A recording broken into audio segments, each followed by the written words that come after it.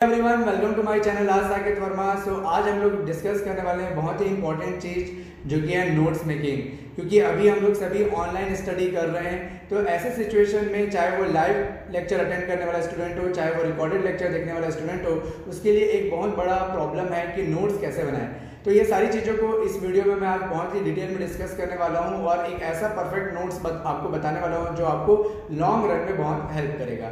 But उसके पहले मैं आपको कुछ चीज़ों के बारे में बता दूँ।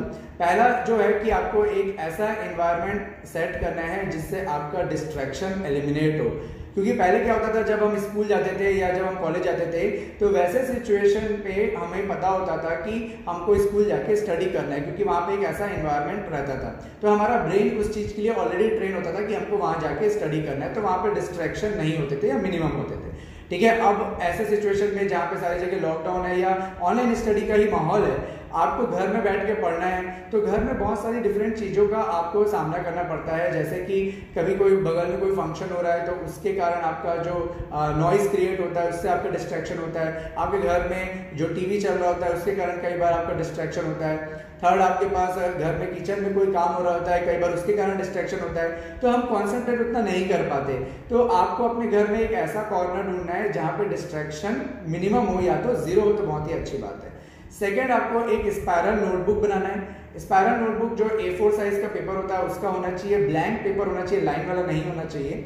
ठीक है, और स्पायरल इसलिए बोल रहा हूँ क्योंकि आप बाद में उसमें कुछ भी इंपॉर्टेंट चीजें नोट कर सको। तो ये सेकंड इंपॉर्टेंट चीज है। थर्ड इंपॉर्टेंट चीज है, आपको एक अपने साथ 3 कलर के पेन रखने हैं मिनिमम, ब्लैक, ब्लू और रेड, ये 3 तो होना ही चाहिए। और उसके बाद आप एक हाइलाइटर यूज कर सकते हो और व्हाइटनर यूज कर सकते हो। व्हाइटनर से जो भी स्पेलिंग मिस्टेक होता है या छोटे मोटे करेक्शंस आप कर सकते हो, जिससे आपका नोट्स बहुत ही क्लियर दिखेगा और आपको देख के उसको बहुत अच्छा लगेगा। ठीक है, तो अब ये सारी चीजें हो गई। अब इसके बाद हम लोग आते हैं नोट्स मेकिंग में। But before notes making, don't forget to subscribe this channel and like the video.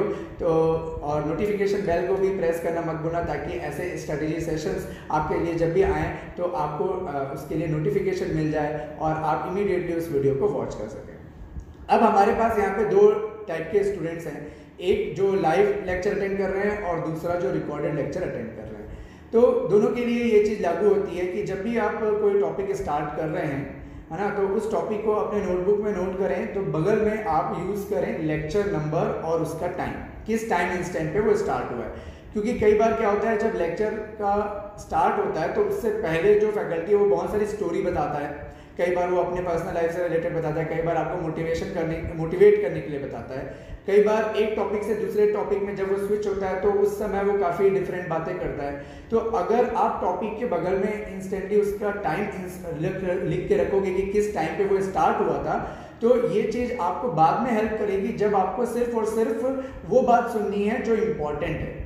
ठीक है, ड्यूरिंग द लेक्चर वो सारी चीज़ें बहुत इंपॉर्टेंट होती है जो हम लोग स्टोरी क्रिएट करते हैं कनेक्ट करने के लिए, तो वो बहुत इंपॉर्टेंट होती है। बट जब आप रिवाइज करना चाहते हो उस समय आपके पास टाइम कम होता है, आप ये सारी चीज़ें नहीं सुन सकते।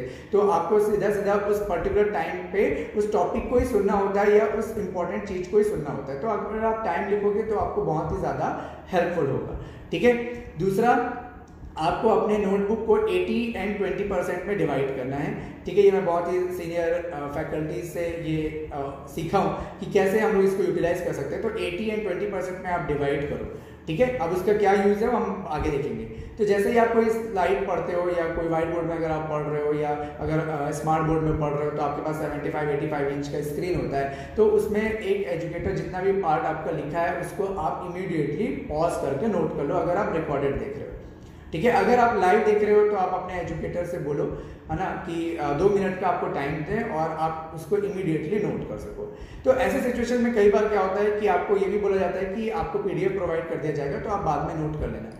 ठीक है, तो अगर आप PDF के भरोसे बैठने वाले स्टूडेंट हो या आपको पहले से ही मालूम है कि PDF मिलेगा, इसीलिए आप सिर्फ प्लेन बैठ के वीडियो देख रहे हो, तो आपके लिए ये 10% रूल बहुत इंपॉर्टेंट रहेगा। क्योंकि अगर आप प्लेन वीडियो देखोगे तो आपके ब्रेन से वो जो भी चीज़ें आपने सीखी है वो बहुत ही जल्दी वॉश आउट हो जाएगा। जब तक अगर आप कुछ एक्टिविटी नहीं करोगे, कुछ लिखने का नहीं ट्राई करोगे, तब तक आपके दिमाग में कुछ भी चीज़ घुसेगा नहीं। ठीक है, तो आपको क्या करना है कि कोई भी टॉपिक जैसे ही कोई फैकल्टी पढ़ा रहा है तो इमीडिएटली उसका जो टॉपिक में जो जो इंपॉर्टेंट चीज़ें थी जो आपको सीखने को मिला उसको आप एक A4 साइज के पेपर पे ही जो आप स्पाइरल बाइंडिंग में अटैच कर सको वैसे पेपर में उसको नोट कर लो। ठीक है। अब उसको नोट कर लोगे तो क्या होगा कि एक दिन में 3 से 4 टॉपिक सपोज होते हैं, है ना, तो उन सारे टॉपिक के खत्म करने के बाद आपके पास भी 2 से 3 ऐसे पेजेस होंगे जिसमें आप 10% उस टॉपिक से रिलेटेड लिखे होंगे। फिर जैसे ही आपका लेक्चर कंप्लीट होता है तो अपने उस 10% वाले बंच को या 2-3 पेजेस को, है ना, पीडीएफ को प्रिंट आउट निकालना जरूरी है ना। पहला चीज कि आपको पीडीएफ को प्रिंट आउट भी निकालना है और प्रिंट आउट आपको इमीडिएटली आफ्टर द लेक्चर ही निकालना है। तो डेफिनेटली आपको इसके लिए एक प्रिंटर की रिक्वायरमेंट होगी और आपको उतना इन्वेस्ट करना पड़ेगा, क्योंकि ये आपके लिए फ्यूचर की बात है। क्योंकि आपको एक बार इन्वेस्ट आपने किया है फीस देके, अब आप दोबारा नहीं करना चाहते हो, तो आपको आपके नोट्स कंप्लीट करने हैं इसी साल, ठीक है। तो आपको पीडीएफ का प्रिंट आउट भी निकालना है और इमीडिएटली प्रिंट आउट निकालने के बाद उसको रिवाइज करना है। रिवाइज करोगे, आपने अभी अभी उस टॉपिक को पढ़ा है तो आपके लिए वो फ्रेश है, आपको सारी चीजें अभी याद होंगी, तो आपको जितने भी इंपॉर्टेंट पार्ट बताए गए हैं उन सारे बातों को आप हाईलाइट कर लो, स्टार मार्क कर लो, अपने एब्रिविएशन यूज करो। जैसे कि कुछ लगता है कि काम की बात है तो लिख दिए K²B, काम की बात, ठीक है। अगर आपको कोई बोलता है कि ये इंटरव्यू के लिए इंपॉर्टेंट है, IQ लिख दिए, इंटरव्यू क्वेश्चन। अगर आपको कोई बोलता है कि ये गेट के लिए इंपॉर्टेंट नहीं है, EAC के लिए इंपॉर्टेंट है, तो बगल में लिख दिए EAC।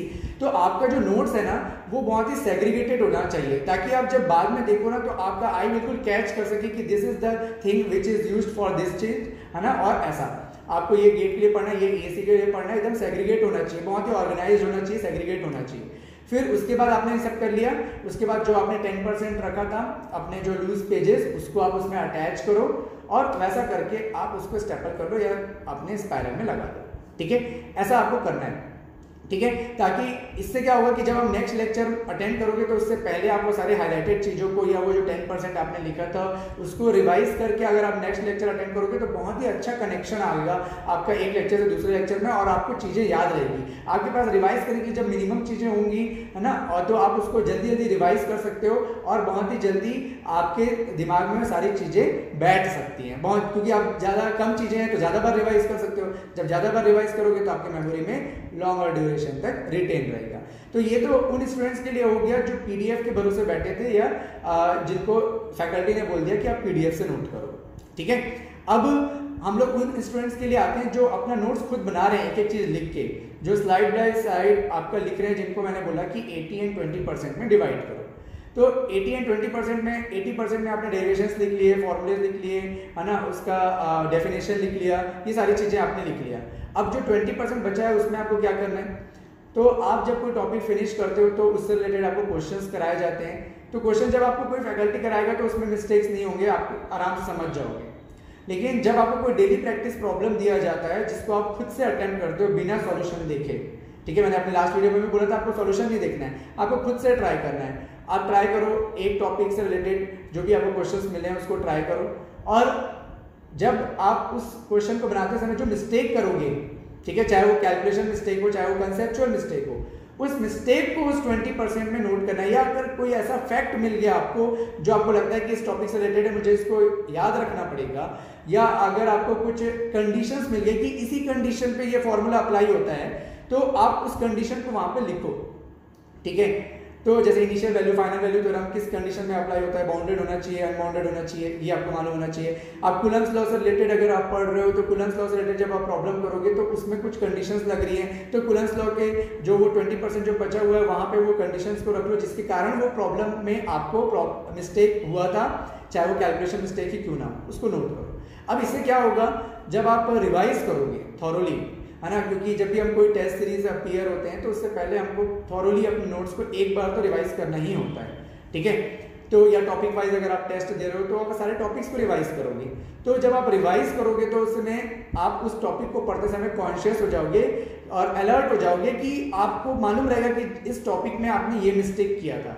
तो जब आप उस टेस्ट सीरीज को दोगे तो जो मिस्टेक्स वाली जो कॉपी बनती है, हर टेस्ट सीरीज से आज के डेट में अच्छे स्टूडेंट्स एक मिस्टेक वाली कॉपी बनाते ही हैं कि उसमें इंपॉर्टेंट क्वेश्चंस रखते हैं या अपने मिस्टेक्स को नोट डाउन करते हैं। तो आप ऑलरेडी अपने मिस्टेक्स को शॉर्ट फॉर्म में नोट करके रखे हुए हो, तो इससे जब आप टेस्ट दोगे तो आपकी एक्यूरेसी इंप्रूव होगी, ठीक है। आपका जो मिस्टेक वाला जो कॉपी बनेगा उसके पेजेस मिनिमम होंगे, ठीक है। और अगर आप ऐसे करते करते 2 से 6 महीने बाद जब देखोगे अपने मिस्टेक्स वाली कॉपी को, तो आप देखोगे कि उसमें मान लो कि बहुत ही कम पेजेस हैं, 20 पेज, 30 पेज या 50 पेज, तो आपका कॉन्फिडेंस बिल्ड होगा कि मेरे मिस्टेक्स कम होते हैं।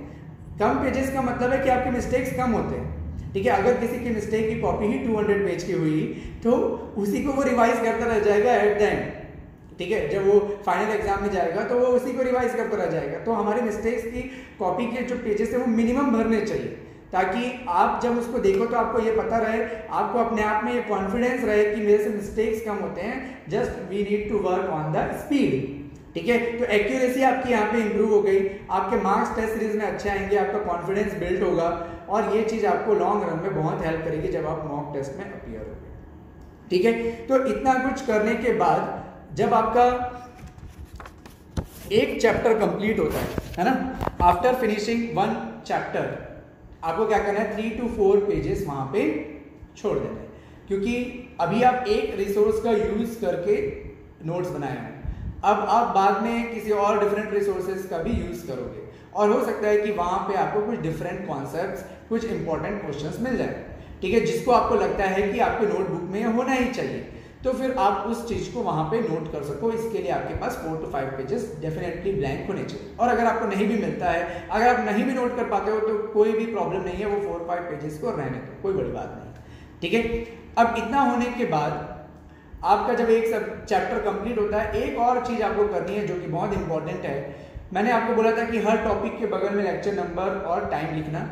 अब आपको पूरे चैप्टर में जितने भी टॉपिक्स आपने पढ़े हैं उसको एक पेज में लिखो और उसके बगल में टाइम लिखो। अब ये आपका बन गया समरी पेज, या आप बोल सकते हो इंडेक्स पेज। इस इंडेक्स पेज को आपको अपने चैप्टर के स्टार्टिंग में लगाना है, ठीक है। तो इससे क्या होगा कि अब मान लो कि वो चैप्टर 80 पेजेस का बना है, तो आपको उस टॉपिक को रिवाइज करने के लिए अगर किसी वीडियो लेक्चर को देखने की जरूरत पड़ रही है तो आप अंदर में वो 80 पेजेस सर्च करने की जरूरत जो पड़ रही थी वो भी नहीं पड़ेगी। अब आपके पास स्टार्टिंग में ही लिखा हुआ है, तो आप डायरेक्टली देख सकते हो कि इस टॉपिक में, इस लेक्चर नंबर में, इस टाइम पे मुझे जाना है और सीधा उस कॉन्सेप्ट को रिवाइज करना है। क्योंकि हो सकता है कि कभी कोई फैकल्टी कोई ऐसी चीज बताता है जो हम नोट नहीं कर पाए होते हैं और हमको लगता है कि अरे वहां पे सर कुछ तो बोले थे जो मैं याद नहीं कर पा रहा हूँ, रिलेट नहीं कर पा रहा हूँ, तो मुझे दोबारा देखना है। भले ही वो 10 मिनट देखना है, तो वो 10 मिनट देखने के लिए आपको पता तो होना चाहिए कि वो 10 मिनट कहाँ पे हैं, तो आप डायरेक्टली वहां पे जा सकते हो, ठीक है। तो ये समरी पेज बहुत इंपॉर्टेंट है, इसको जरूर करना।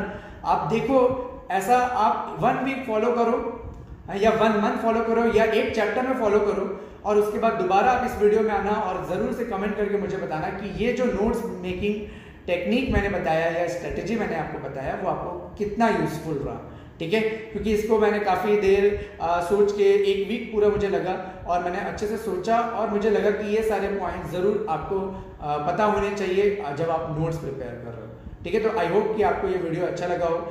जिस भी स्टूडेंट्स को PDF के फॉर्म में नोट्स चाहिए वो सारे स्टूडेंट्स अनअकैडमी प्लस में हमारे साथ जुड़ सकते हैं, ठीक है। और प्लस का सब्सक्रिप्शन लेने के लिए आपको जो कोड यूज़ करना है वो साकेत 10, इसमें आपको 10% का डिस्काउंट तो मिलेगा ही, साथ में आपको मेरा mentorship through out the year मिलता रहेगा। ऐसे स्ट्रेटेजीज आपके साथ मैं डे टू डे डिस्कस करता रहूँगा अगर आप मेरे साथ जुड़ते हो अनअकैडमी प्लस में, ठीक है। तो ऐसे ही मैं और भी वीडियोस आप लोग के लिए लेके आता रहूँगा। आप लोग को और किस किस टॉपिक पे वीडियोस चाहिए, मेरे ओपिनियंस चाहिए, मेरी स्ट्रेटेजी चाहिए, आप ज़रूर से कमेंट करके मुझे बता सकते हैं। मिलते हैं नेक्स्ट वीडियो में, तब तक के लिए बाय बाय, टेक केयर।